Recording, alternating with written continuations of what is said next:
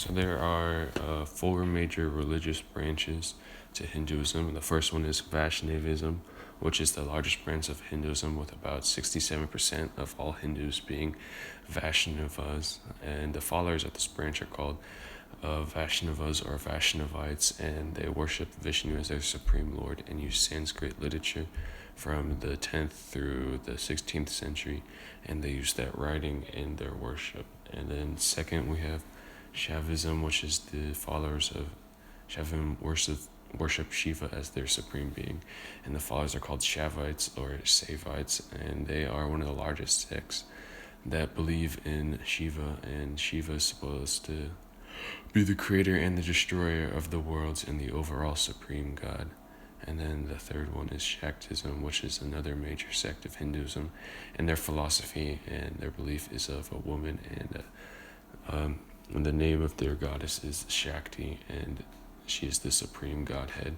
And the religion includes many other goddesses, but they're all aspects or branches of the main god Shakti or Shakti, and the name of the god means power or energy.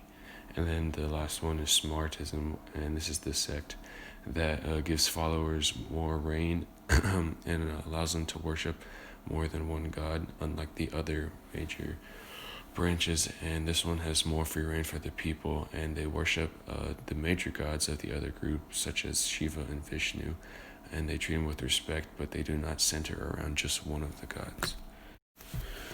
So the burial practices. So some people do actually bury their dead, but the majority and practically all of them cremate their dead bodies. And cremating their dead bodies is burning them in a furnace, and they are burned to ashes. And by tradition, you're supposed to collect them on the fourth day, and you're supposed to disperse the ashes onto a sacred body of water or to a sacred place or a place that was important to the deceased person.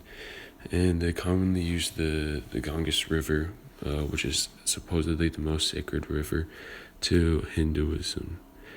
And then the pilgrimages, there's the Char Dham, which are the four famous pilgrim sites, which include Puri, Rameswaram, Dwarka, and Badrinath.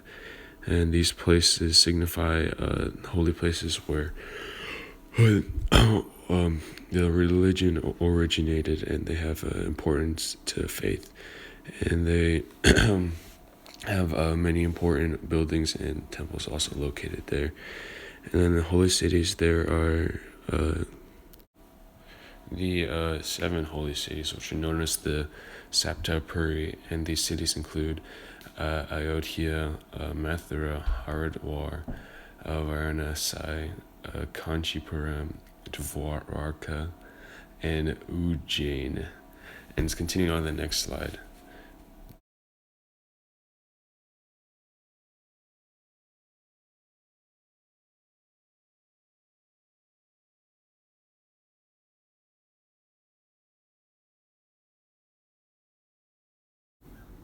So this is the different types of architecture.